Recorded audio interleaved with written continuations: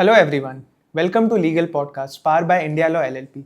I am Saijeet Mohanty and today I will be discussing a topic that revolves around the heart of modern investments and insolvency laws in India, that is treatment of financial instruments like compulsorily convertible debentures and optionally convertible debentures under the Insolvency and Bankruptcy Code 2016. When we speak about instrument in companies today, especially in the startup and private equity ecosystem, one of the most misunderstood questions is that are all investments really debt, and can every investor take shelter under the insolvency law as a secure creditor when things go south? The answer, under Indian insolvency law, is far more nuanced than it appears on paper. Traditionally, companies raise capital through two broad routes, that is equity or debt. Equity represents ownership and risk participation, while debt represents a promise of repayment with interest. However, modern financing has blurred this distinction through use of hybrid instruments such as compulsorily convertible debentures and optionally convertible debentures. These instruments sit somewhere between equity and debt, and their treatment under Insolvency Code has become a very critical legal issue for investors and companies alike. Under the IBC, the right to trigger insolvency proceedings as a financial creditor depends entirely on whether an investment qualifies as a financial debt. Section 5(8) of the code defines financial debt as a debt disbursed against the consideration for the time value of money.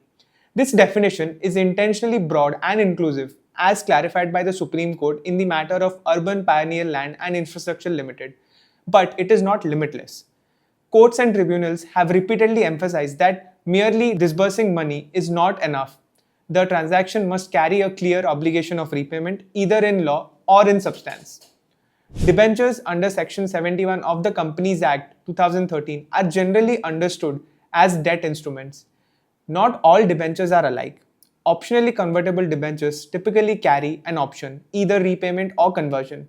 Compulsorily convertible debentures, on the other hand, are mandatorily converted into equity after a specified period, with no repayment of principal. Indian insolvency jurisprudence has consistently held that an instrument which does not contemplate repayment of principal cannot automatically be treated as a financial debt. This principle was tested in relation to optionally convertible debentures in the matter of Santosh Kumar versus AKS Trusteeship Pvt Limited, where the NCLAT held that optionally convertible debentures may qualify as a financial debt if the contractual terms contemplate repayment upon non-conversion. But compulsorily convertible debentures stand on a fundamentally different footing. Their defining feature is compulsorily conversion, not repayment. However, this position regarding compulsorily convertible debentures was decisively settled by the Supreme Court in FCI Limited versus Sutanu Sinha Anr.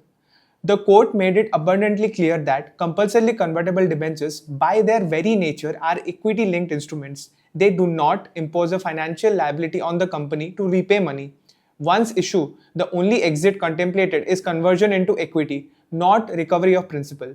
Relying on its earlier ruling in Nabha Power Limited versus Punjab State Power Corporation Limited, the court opined that courts should not look into implied terms or commercial expectations when the contract is clear. If parties have carefully structured an instrument as compulsorily convertible, insolvency cannot be used as a tool to retrospectively convert equity into debt. This position aligns not just with the insolvency law, but also with India's broader regulatory framework. For example, RBI's Master Direction on Foreign Investments treats fully compulsorily and mandatorily convertible debentures as equity instrument. FEMA regulations, on the other hand, permit foreign investment in compulsorily convertible debentures precisely because they are not treated as a debt or external commercial borrowings. Even under the Companies Act, compulsorily convertible debentures, which are compulsorily convertible within 10 years of issuance, are excluded from the definition of deposits under the Company Acceptance of Deposit rules.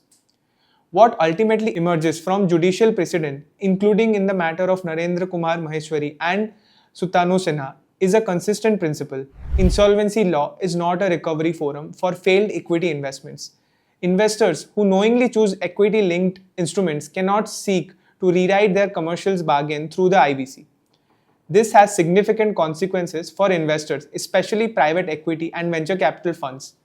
Compulsorily convertible debentures offer flexibility, tax efficiency, and regulatory advantages, but they come with a trade-off, that is loss of insolvency leverage. Once insolvency is triggered, compulsorily convertible debentures holders may very well stand on an equal footing with shareholders and not with those of secure creditors. The timing of conversion also matters.